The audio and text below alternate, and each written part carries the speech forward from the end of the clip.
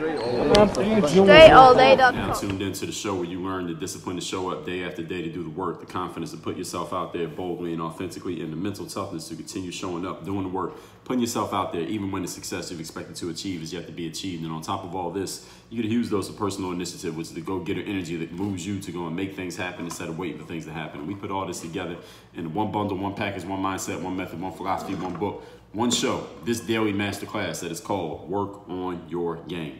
My name is Dre Baldwin, also known as Dre All Day, and welcome to the show. And today's topic is how to identify failures quickly and move on.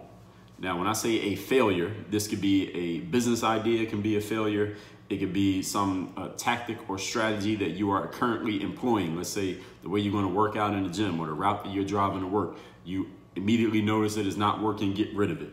If a new script that you're going to use when you're trying to close your customers, you're noticing it is not really doing the trick, or an email that you're sending is not really getting opened or is not converting, you identify that immediately, get rid of it. You hire a new employee, you notice within the first 90 days that they're just not going to work out, get rid of that individual. Probably put something in the contract that lets them know that you can get rid of them in the first 90 days if they seem to not be fitting.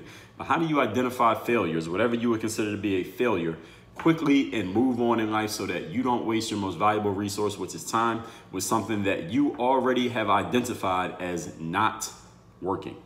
I heard this entrepreneur by the name of Rachel Rogers. She has a company called Hello 7. She talked about how she tried many different offerings. I think she said 10,000. I think she was being sarcastic, but she tried many different offerings in her business before landing on a great offer, a golden offer that made her recently in the summer of 2020. She was able to make $1 million in a month selling her product, and I believe it's a membership that she was offering.